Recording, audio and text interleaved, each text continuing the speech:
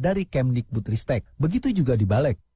Rencananya, RUU Sisdiknas menggunakan konsep Omnibus Law dengan menggabungkan 3 undang-undang yang sudah berlaku. Fitian Aunilah, TVR Parlemen melaporkan. Komisi 5 DPR RI meminta Kementerian Perhubungan berlaku adil dan cermat dalam menentukan kenaikan tarif ojek online sehingga tidak ada pihak yang merasa keberatan maupun dirugikan.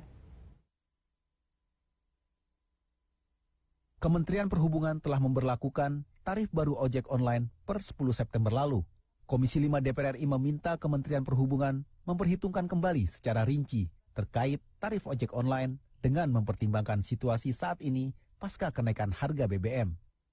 Ketua Komisi 5 DPR RI Lazarus meminta Kementerian Perhubungan berlaku adil dan cermat dalam menentukan kenaikan tarif ojek online sehingga tidak ada pihak yang merasa keberatan dan dirugikan. Menurutnya, jika pemerintah telah membuat kebijakan terkait penentuan tarif ojek online, maka pemerintah bisa mulai mengatur penerimaan negara bukan pajak dari para aplikator transportasi online. Karena ini menyangkut hajat hidup orang banyak, ya. Cari titik temu yang bagus lah. Pesan kita seperti itu, dihitung secara cermat gitu. Nah, kepada aplikator juga gitu, jangan ambil untung terlalu besar dong. Per hari ini juga kita belum tahu nih berapa PNBP yang kita dapat dari aplikator. Ya, kan juga kita mengatur nih sebetulnya di Undang-Undang Lalu Lintas dan Angkutan Jalan. Sebetulnya hal urgen yang harus kita atur adalah ketika terkait dengan PNBP nih, pendapatan negara bukan pajak dari aplikator. Bisnisnya kan menggunakan jalan ini. Nah, kalau jalannya rusak, peran mereka apa? Kan gitu, mereka juga harus keluar duit dong, perbaiki jalan yang rusak. Berapa nih kontribusinya kepada negara? Meski telah menetapkan kenaikan tarif ojek online, Kemenhub tidak mengatur kenaikan tarif taksi online karena diserahkan sepenuhnya pada Pemprov dengan tetap mengacu pada Permenhub nomor 118 tahun 2018 dan Permenhub nomor 17 tahun 2019. Panji Prabowo, TVR Parlemen melaporkan. Kenaikan harga BBM beberapa waktu lalu menjadi sorotan dan menuai kritik karena dinilai memicu gejolak ekonomi. Dan informasi lengkapnya akan kami hadirkan sesaat lagi. Untuk itu tetaplah bersama kami di TVR 09.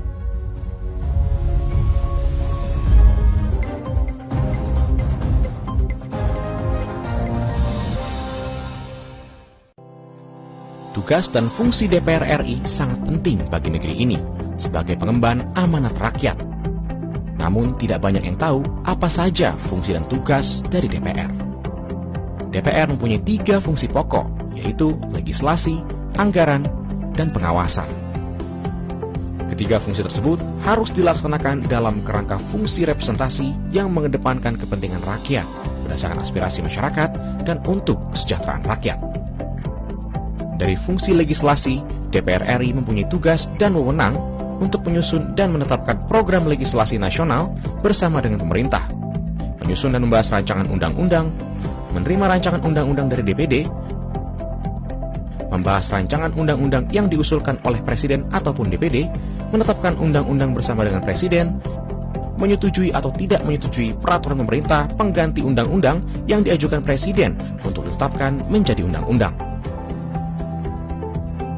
Sementara, fungsi anggaran membahas dan memberikan persetujuan atau tidak memberikan persetujuan terhadap rancangan undang-undang tentang APBN yang diajukan Presiden, memperhatikan pertimbangan DPD atas rancangan undang-undang tentang APBN dan rancangan undang-undang terkait pajak, pendidikan, dan agama, menindaklanjuti hasil pemeriksaan atas pengelolaan dan tanggung jawab keuangan negara yang disampaikan oleh BPK, memberikan persetujuan terhadap pemindahantanganan aset negara maupun terhadap perjanjian yang berdampak luas bagi kehidupan rakyat yang terkait dengan beban keuangan negara.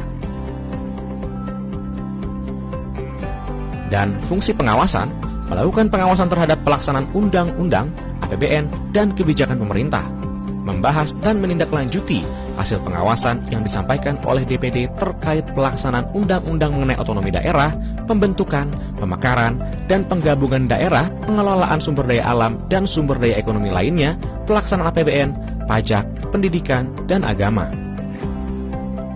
Terima kasih. Video ini dipersembahkan oleh TV dan Radio Parlemen, Biro Pemerintahan Parlemen, Sekretariat Jenderal, dan Badan Keahlian DPR RI.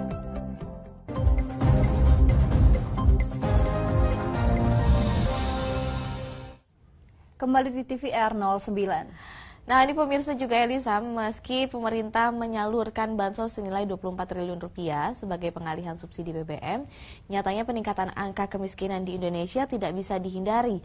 Dan untuk itu Badan Anggaran DPR RI meminta kenaikan harga BBM dikaji dan dihitung kembali agar tidak memberatkan masyarakat. Kenaikan harga BBM beberapa waktu lalu menjadi sorotan dan kritikan anggota Badan Anggaran DPR RI karena dinilai memicu gejolak ekonomi, seperti melambatnya pertumbuhan ekonomi dan bertambahnya angka pengangguran dan kemiskinan. Marwan Cik Asan menyebut, kenaikan harga BBM dikhawatirkan akan mempengaruhi daya beli masyarakat yang akhirnya berdampak pada laju pertumbuhan ekonomi nasional, mengingat pertumbuhan ekonomi kuartal 1 dan 2 masih ditopang oleh konsumsi rumah tangga. Sementara orang miskin kita hanya berkurang 2,3 juta. Pengurangan subsidi, kenaikan BBM, siapapun penerimanya otomatis pasti akan meningkatkan kemiskinan. Pasti. Tinggal kita tunggu saja data BPS nanti. Berapa 100.000 masyarakat yang akan menjadi miskin gara-gara kenaikan BBM ini. Jadi kita sudah berusaha sekuat tenaga beberapa tahun dengan menaikkan anggaran belanja kita. Supaya orang miskin ini makin sedikit. Karena itulah tujuan kita bernegara. Konstitusi dasar kita mengatakan menciptakan kesejahteraan umum. Nah, tetapi apa yang sudah kita bangun, kita perjuangkan bersama-sama dengan gigih, kita hitung betul dulu subsidi ini. Berapa sih uang yang harus kita gelontorkan kalau supaya BBM ini tidak terlalu memberatkan masyarakat? Berapa? Bandingkan dengan PNN yang kita berikan kepada BUMN yang juga nggak untung-untung. Marwan Cik Asan meminta kenaikan harga BBM dikaji dan dihitung kembali agar tidak memberatkan masyarakat. Mekanisme subsidi energi juga harus dihitung ulang untuk menjaga pencapaian pemulihan dan pertumbuhan ekonomi nasional tidak menurun. Teresia dan Arif, TVR Parlemen melaporkan. Pemirsa, dalam rangkaian kunjungan kerja spesifik ke Kabupaten Pandeglang, Komisi 5 DPR RI berharap proyek rehabilitasi jembatan Timbang Cimanuk bisa berguna untuk meminimalisir keberadaan truk yang kelebihan muatan, guna mencegah terjadinya kecelakaan serta menjaga kondisi jalan umum agar tidak cepat rusak. Komisi 5 DPR RI berharap pembangunan platform jembatan Timbang dalam rangkaian pembangunan rehabilitasi unit pelaksana pengujian kendaraan bermotor atau UPPKB Cimanuk di Pandeglang, Banten bisa mengurangi kerusakan jalan. Anggota Komisi 5 DPR RI itu Bagus Hairul Jaman menyatakan, dengan adanya unit pelaksana penimbangan kendaraan bermotor, kendaraan yang membawa barang tidak boleh melebihi dari kapasitas yang sudah ditentukan. Hal ini guna mencegah terjadinya kecelakaan serta menjaga kondisi jalan umum agar tidak cepat rusak.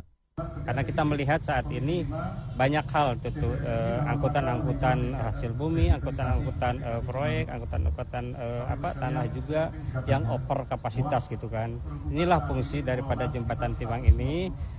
Ketika masuk di sini ini terukur, ketika bebannya itu lebih, saya berharap ini untuk diturunkan gitu kan.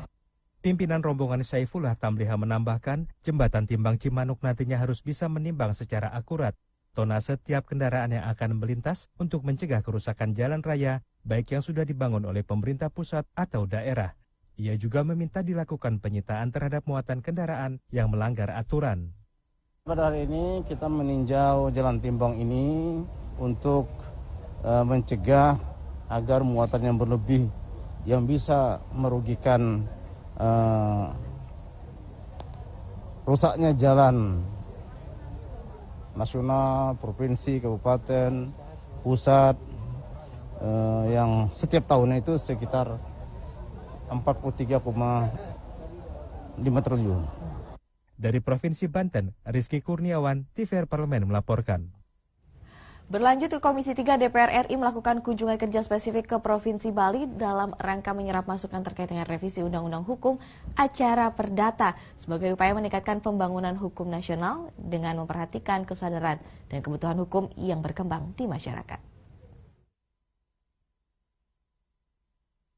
Komisi 3 DPR RI melakukan kunjungan kerja spesifik ke Bali dalam rangka menyerap masukan terkait revisi Undang-Undang Hukum Acara Perdata sebagai upaya meningkatkan pembangunan hukum nasional dengan memperhatikan kesadaran dan kebutuhan hukum yang berkembang di masyarakat. Anggota Komisi 3 DPR RI Habib Abu Bakar Al-Habsyi menjelaskan, Komisi 3 DPR RI perlu mendapat masukan menyangkut masalah perkawinan, perceraian, warisan, yang saat ini perkembangannya sudah sangat kompleks. Ia meminta para pemangku kepentingan untuk membuat daftar inventarisasi masalah atau DIM, agar nantinya DIM tersebut dapat menjadi acuan dalam pembuatan rancangan undang-undang hukum acara perdata.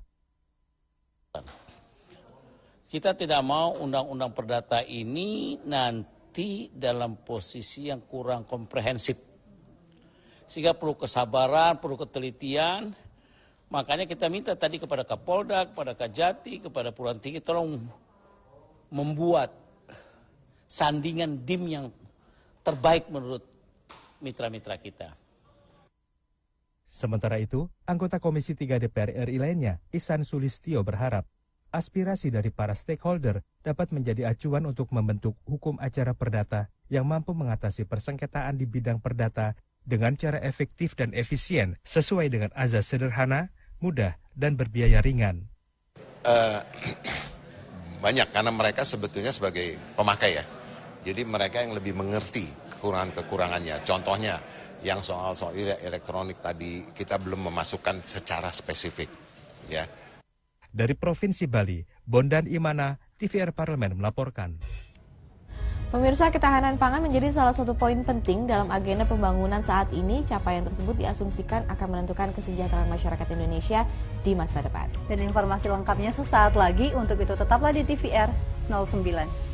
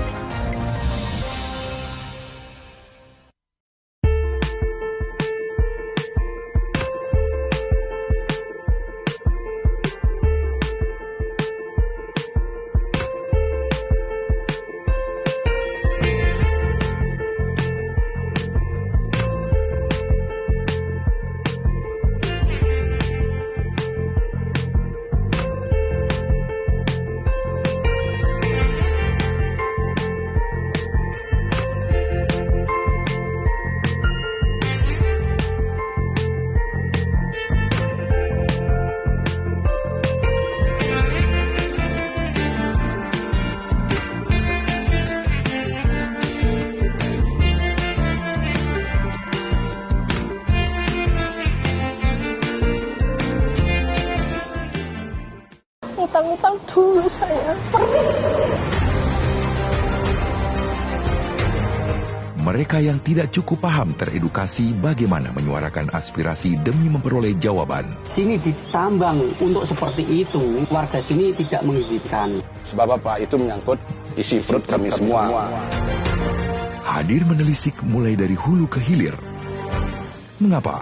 Nah, kalau kita telusuri kenapa banjir ini hampir setiap terjadi, hingga menemukan apa yang belum terkuak secara nyata. Kan kabeh niku dulur, Pak. Nek kula ngrencangi mriki, mungkin mesti mriki gelo, nek kula ngrencangi mriki mesti mriki gelo. Nggih kedah adil wae, Pak, tengah-tengah.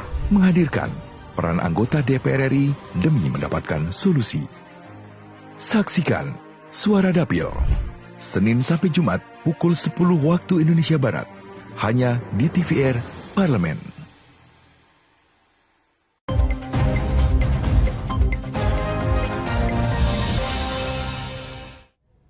Terima kasih pemirsa, masih di TVR 09. Pemirsa, DPR RI bersama pemerintah terus melakukan sinergi guna mencegah krisis pangan di tanah air. Dengan terjun ke lapangan secara langsung untuk meninjau dan menyerap aspirasi dari para pelaku ekonomi. Upaya mewujudkan ketahanan pangan tidak bisa dilakukan secara parsial, apalagi dengan mengedepankan ego sektoral saja. Dan di sini perlu sinergi dari semua pihak untuk membuat program yang tepat dalam memajukan sektor pertanian, perikanan, peternakan yang berperan mendukung upaya kedaulatan pangan nasional. Dan berikut ini laporan mendalam yang telah dirangkum oleh tim redaksi TVR Parlemen dalam segmen Editorial Parlemen.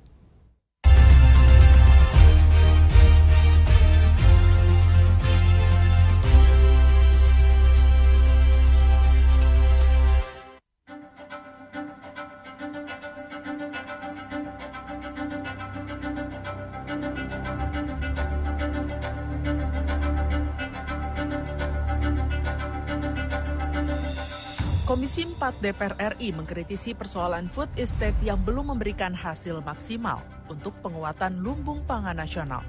Untuk itu, Komisi 4 meminta pemerintah mengkaji ulang tata kelola dan perencanaan food estate. Ditemui di Gedung Nusantara 2 DPR RI, anggota Komisi 4 DPR RI Suhardi Duka menilai perencanaan dan tata kelola food estate sebagai lumbung pangan nasional belum dikaji secara matang sehingga mengalami kegagalan. Untuk itu, ia meminta pemerintah mengkaji ulang perencanaan food estate dari hulu hingga hilir, baik pada aspek sumber daya manusia hingga mekanisme tanam. Nah, yang food estate ini kita buka lahan ratusan ribu hektar, tapi tidak ada yang mengelola. Nah, bahkan tenaga kerjanya didatangkan dari berbagai daerah, dan itu digaji dan lain sebagainya. Terus sudah itu proyek hilang, sudah hilang itu program. Dengan demikian ya akan terjadi mangkrak seperti itu. Jadi sekali lagi kami katakan kaji ulang dulu food estate ini karena sudah triliunan yang masuk. Bahkan sekarang juga dana DAK itu dialokasikan kepada daerah yang orientasi ke food estate. Ini juga keliru. DPR RI bersama pemerintah terus melakukan sinergi guna mencegah krisis pangan di tanah air dengan meninjau dan terjun ke lapangan secara langsung untuk meninjau dan menyerap aspirasi dari pelaku ekonomi. Ditemui saat mengunjungi nelayan dalam Festival Ikan Tuna di lapangan Ipot Tapa Gorontalo, Wakil Ketua DPR RI Rahmat Gobel mengatakan perlu solusi tepat untuk mencegah dampak kemerosotan ekonomi akibat krisis pangan dunia. Dalam mewujudkan ketahanan pangan kita, membahas dan menyelesaikan persoalan yang dihadapi oleh para nelayan maupun para petani semuanya. Karena jangan sampai maksud tujuan kita baik, malah jadi ada hambatan yang membuat produktivitas kita tidak meningkat dan kualitasnya yang dihasilkan juga tidak lebih baik. Belum lama ini, Komisi 6 DPR RI mendukung penyertaan modal negara atau PMN bagi BUMN Pangan ID Food dalam rangka menjaga stabilitas harga kebutuhan pokok dan mewujudkan program ketahanan pangan nasional. Anggota Komisi 6 DPR RI Herman Hairon menyatakan, PMN bagi ID Food harus dapat mewujudkan ketahanan pangan nasional melalui program inklusivitas bagi petani, peternak, dan nelayan. Upaya ini juga diharapkan dapat menghidupkan kembali BUMN pangan yang lebih memiliki peran dalam menyediakan kebutuhan pangan masyarakat dan turut membantu menjaga angka inflasi nasional tetap terkendali. Ayo berikan dong perhatian khusus, fokus kepada BUMN pangan ini. Selain menghidupi BUMN pangan, berperan aktif pada masyarakat untuk bisa menjaga tingkat inflasi sesuai dengan daya beli masyarakat. Sehingga alangkah baiknya PNM nanti jika ada tambahan, kan tadi ada usulan tambahan 7, sekian triliun dari nilai investasi 5,7 triliun itu kan ada tambahan. Ya dialokasikanlah di situ untuk BUMN pangan. Apa yang menjadi prioritasnya? Ya prioritasnya kita lihat apa yang sekarang menjadi urgensi di masyarakat. Sementara itu, anggota Komisi 6 DPR RI Gede Sumarjaya Linggih berharap PMN bagi ID Food dapat meningkatkan peran petani sehingga mampu menciptakan ekosistem pangan yang terintegrasi. Di sisi lain, ID Food juga memiliki peran yang penting dalam menjaga kestabilan harga serta rantai pasokan pangan. PMN ini sebenarnya diperlukan sekali oleh ID Food karena di situ ada tentang bagaimana nanti mengatur perdagangan kita terhadap pangan, kemudian bagaimana menumbuh kembangkan daripada hasil-hasil panen kita, tapi harus dibarengi juga dengan memberikan bantuan, memberikan pemberdayaan di lain sektor, terutamanya di sektor pertanian guna meningkatkan ketahanan pangan kita. Upaya mewujudkan ketahanan pangan tidak bisa dilakukan secara parsial atau sendiri-sendiri, apalagi dengan mengedepankan ego sektoral. Perlu sinergi dari semua pihak, baik DPR, pemerintah, dan BUMN sektor pangan untuk membuat program yang tepat dalam memajukan sektor pertanian, perikanan, dan peternakan yang berperan mendukung upaya kedaulatan pangan nasional. Tim Liputan TVR Parlemen melaporkan.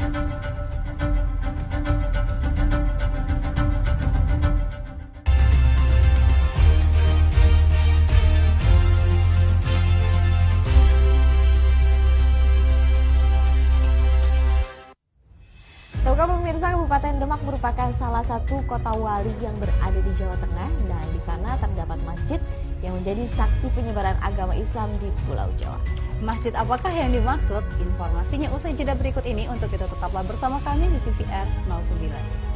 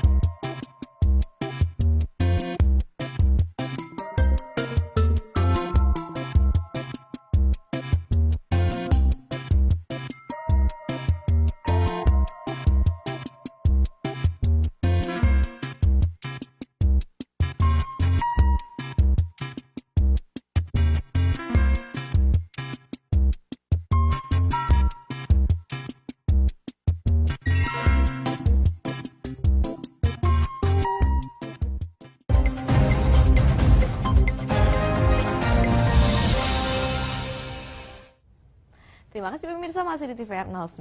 Pemirsa, Masjid Agung Demak merupakan pusaka tanah Jawa yang dibangun oleh Wali Songo sebagai pusat kerajaan Islam pertama di Jawa Tengah dan tempat para ulama menyebarkan ajaran Islam.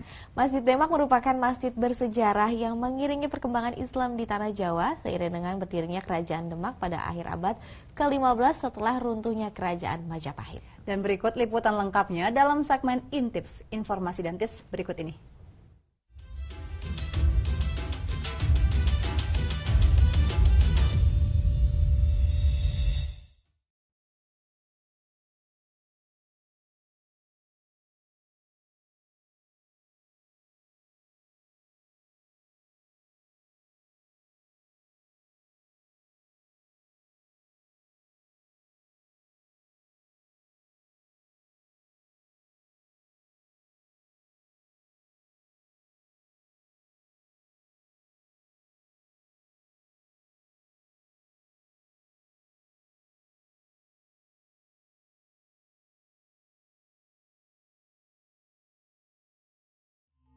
Masjid ini masuk dalam salah satu jajaran masjid tertua di Indonesia.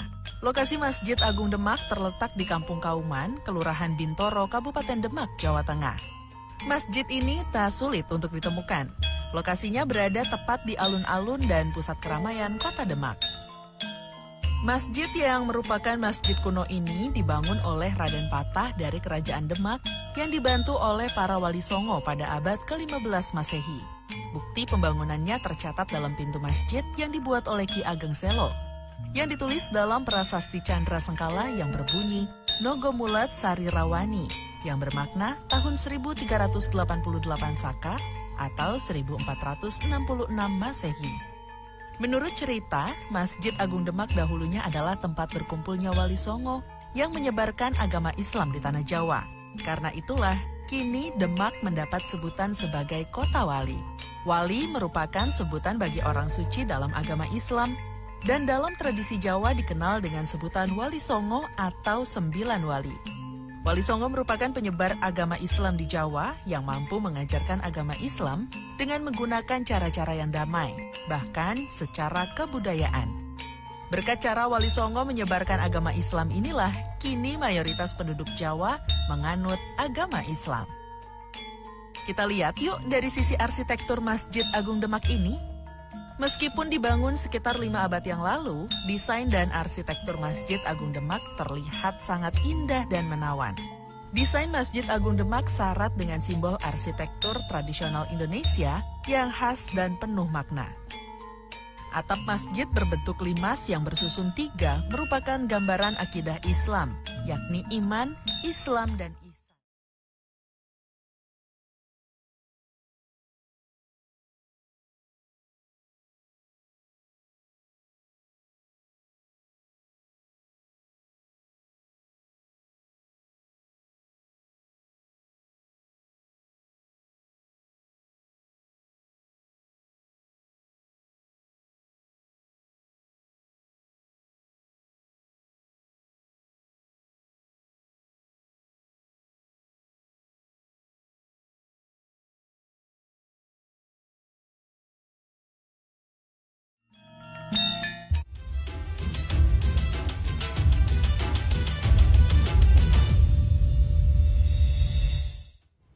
Menariknya perjalanan di Demak dan pemirsa TVR Parlemen, demikian TVR 09 edisi pagi hari ini. Kami ingatkan untuk tetap waspada pada persebaran virus COVID-19 dan tetap patuhi protokol kesehatan. Segenap kru TVR Parlemen yang bertugas mengucapkan terima kasih telah menyaksikan TVR 09 pagi ini. Saya Elisa Purba dan juga rekan saya.